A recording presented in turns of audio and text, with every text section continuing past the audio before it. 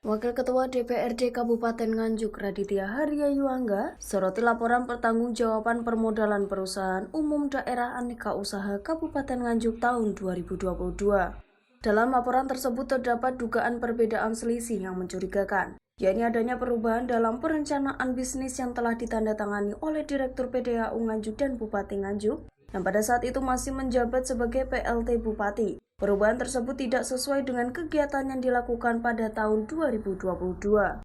Diduga terdapat unsur penyalahgunaan wewenang oleh Direktur PDAU terkait perubahan rencana bisnis tanpa sepengetahuan pemerintah daerah Kabupaten Nganjuk. Wakil Ketua DPRD Nganjuk Raditya Harya Yuangga menyebut bahwa laporan pertanggungjawaban keuangan permodalan Perumda Nganjuk telah diterima oleh DPRD Nganjuk pada hari Senin 12 Juni 2023 lalu.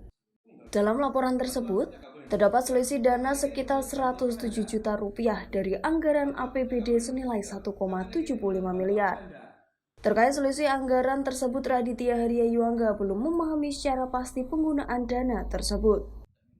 Jadi pada hari Senin tanggal 19 Juni tahun 2023 kami di DPRD menerima surat dari Bupati Nganjuk terkait pertanggungjawaban di tahun 2022.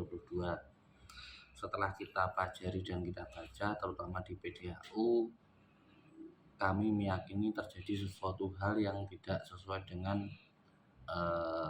realita, yaitu adanya dugaan terkait dengan rencana bisnis yang dirubah, padahal rencana bisnis itu ditandatangani oleh Direktur PDAU serta Bupati, waktu itu masih PLT Bupati Nganjuk, yang di situ tidak sesuai dengan pekerjaan di tahun 2022. Jadi nanti pada waktu kita ada pansus untuk ini akan kita bahas secara rinci, mungkin mulai awal bulan depan. Yang dirubah itu item apa? Pekerjaan apa itu?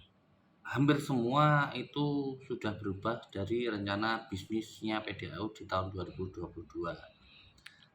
Dan juga yang kami temukan ini cukup mencengangkan, yaitu adanya 3 perbedaan yang seharusnya adalah 1.750.000.000 adalah penyertaan modal daripada pemerintah Kabupaten Nganjuk, tetapi di pertanggungjawabannya ada 3, yaitu 1.750.000.000, ada yang 1.782.000.000, ada juga yang 1.857.000.000 sekian.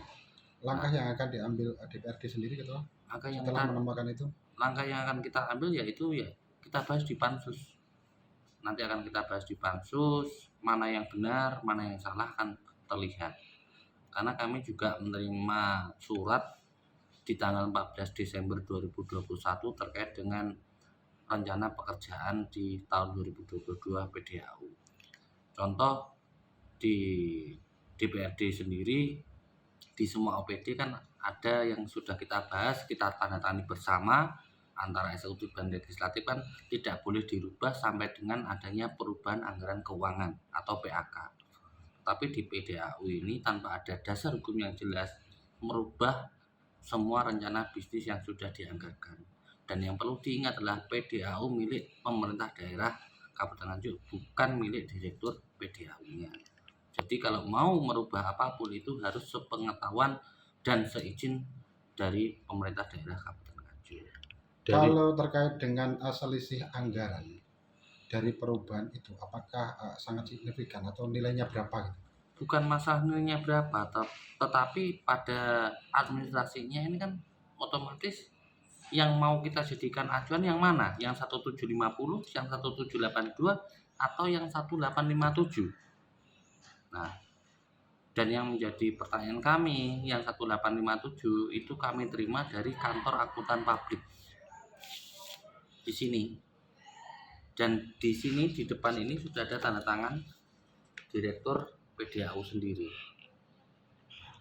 Jadi ini sangat jelas sekali, mau yang kita pakai, mau yang ini atau buku yang di samping saya ini yang tebal. Maka dari itu kami nanti akan memanggil PDAU pada saat rapat di Badan Anggaran. Apakah ada unsur penyalahgunaan kewenangan dari direktur sendiri? Kalau unsur sudah kami pastikan ada, yaitu terkait dengan merubah rencana bisnis tidak atau tanpa sepengetahuan dari pemerintah daerah Kabupaten Nganjuk. Dalam hal ini kan PDAU ada dewan pengawasnya, maka dari itu juga nanti akan kita panggil kinerja dari dewan pengawas di PDAU kok tidak berjalan. Sejauh ini dari konfirmasi sendiri dari pengawas ataupun dari Dirut sendiri seperti apa? Belum kita konfirmasikan ke Dirut PDAU-nya karena belum ada momentum, yaitu belum kita mulainya rapat pansus atau rapat nanti di Banggar, dan nanti akan kita mulai setelah paripurna hari ini. Yang nantinya digunakan untuk rapat itu versi pertama yang 175 atau semua versi itu dibahas? Semua versi yang kita bahas, sedangkan yang seharusnya adalah penyertaan modal dari pemerintah daerah Kabupaten Nganjuk adalah 1.750.000, yang dimana pada awalnya sudah ada proposal yang masuk ke kami ditandatangani, itulah yang kita pakai, bukan revisi-revisi ataupun perubahan-perubahan yang lain. Yang 175 itu apakah sama atau ada perubahan di dalamnya yang sudah ditandatangani? Semua berubah. Semua. Bisa kami pastikan semua berubah, tidak sesuai dengan tanda tangan dari PLT Bupati Mahen pada tanggal 14 Desember 2021. Sejauh ini sudah dikonsultasikan dengan Pak Bupati sendiri, Pak, terkait dengan pertemuan itu? Belum, kan nanti kan ada asisten yang menangani tersebut. Sementara itu, Direktur PDAU Kabupaten Nganjuk Jaya Nur Effendi memberikan tanggapannya. Ia mengakui adanya perbedaan nilai investasi dalam pernyataan modal yang disampaikan kepada pemerintah daerah Kabupaten Nganjuk, yang seharusnya nilai tersebut sebesar 1,75 miliar, namun tercatat sebagai 1,47 miliar. Jaya Nur Effendi menyadari bahwa terdapat kesalahan akuntan, mengingat akuntan yang sebelumnya telah mengundurkan diri. Ya, kami baru mereview, memang ada perbedaan dari nilai investasi penyertaan modal itu yang seharusnya 1,75, tapi kami tulis di sini selisihnya 1,87 seperti itu. Ini sebenarnya tidak boleh. Jadi kita punya kesalahan. Nah, sebenarnya ini harusnya setelah diaudit oleh KAP, kantor akuntan publik yang sudah tunjuk, sebenarnya berubah ini. Karena nilai yang masuk 1,75, tapi di sini masih ada nilai 1,857. Gitu. Berarti kesalahan itu dari akuntan sendiri, Pak? Dari akuntan kita. Memang akuntan kita, ya, di awal saya masuk adalah resign, juga termasuk direktur keuangannya. Terjadi kesalahan itu apakah pihak PDAU sendiri sudah melakukan konfirmasi ke akuntan itu? Akuntan kita ya istilahnya bahwa pegawai saya PDAU sendiri yang buat. Setelah itu di audit oleh KAP, cuma mungkin KAP tidak menemukan ini, jadi belum detail itu. Sehingga nilai laporan kami itu digunakan sebagai nilai laporan akhir audited.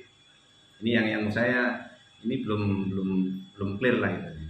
Nanti coba kita tagihkan lagi ke KAP hasil laporan keuangan yang sudah diaudit. Seharusnya berubah, Mas. Cuma saat ini masih sama dengan unaudit. Itu sehingga nilai berbeda. Sebenarnya perbedaan itu di item apa, Pak? Tambahan itu. Di penyertaan modal.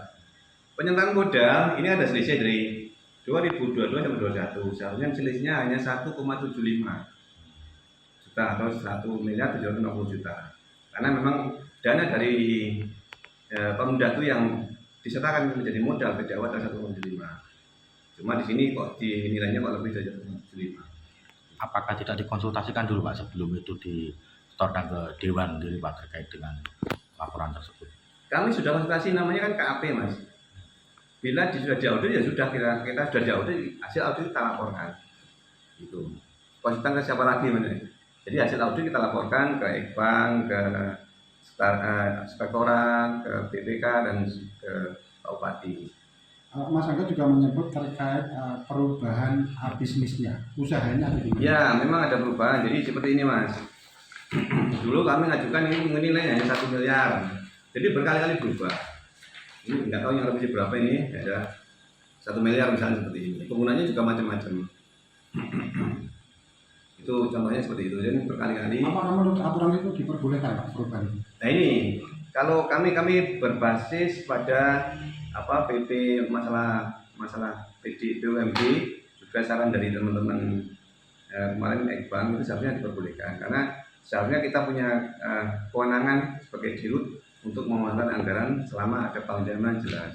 Tapi kalau memang ini dinyatakan salah, kurang tahu saya, karena kalau di dinas itu ya, penggunaan 500 nilainya A ya harus sama dengan penggunaannya. Apakah sama enggak, ini yang menjadi masalah bagi kita.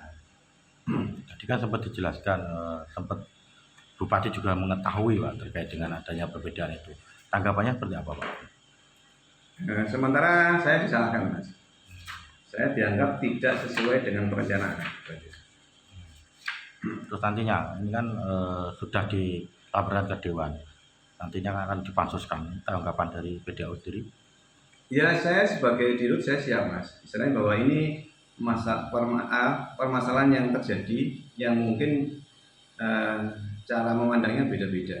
Makanya ini adalah pembelajaran bagi kita. Mungkin masalah BUMD itu dianggap sama dengan dinas. Apakah seperti itu, apakah beda, nanti mungkin akan terbukti di pansus itu nantinya gitu. Tidak apa-apa, sudah disebut sebagai beda Mas. Bisa diceritakan Pak, sebenarnya jenis usaha BUMD Nganjuk itu apa saja sih Pak, biar masyarakat tahu? Ya, BUMD Nganjuk satu yang jelas hotel. Hotel itu jenisnya sudah merugi juga selama 5 tahun. Yang kedua itu adalah kebun cengkeh, juga kemarin bertahun-tahun juga minim sekali nilainya. Yang ketiga adalah apotek juga decline sekarang, ya hampir untungnya kecil banget lah ibaratnya. Nilai omset kami sekitar 3 miliar dengan operasional hampir 1 miliar. Itu yang berat Mas. Jadi memang kami lagi mencari mencari alternatif lah ibaratnya, bisnis apa yang bisa menguntungkan ke depannya. Tapi dari Dewan maupun dari Pak Bupati kita konsen dengan bisnis yang ada. Contohnya kemarin adalah satu hotel kita tambahi dengan Willis View tadi, itu lumayan nambah omset 1 miliar. Yang kedua mungkin jangka panjang itu kebun kita kerjasama dengan penanam sengon, kita tanpa modal kerjasama operasi, kita mungkin baru 1 miliar itu baru 3 atau 4 tahun lagi. Yang lainnya belum jelas ini siapa. Kita lagi ngajukan beras untuk beras pegawai juga. Ini juga belum di Pak Bupati lanjuti. Ini juga menguntungkan kalau dikelola lebih jauh. Menyikapi hal tersebut, pihak DPRD Nganjuk berkomitmen untuk menjaga integritas dan menegakkan prinsip-prinsip tata kelola yang baik dalam pengawasan terhadap lembaga pemerintah daerah. Mereka akan melakukan investigasi mendalam terkait dugaan penyalahgunaan wewenang dan mengambil tindakan yang diperlukan untuk menyelesaikan masalah ini. Dari Nganjuk, Tim Liputan melaporkan.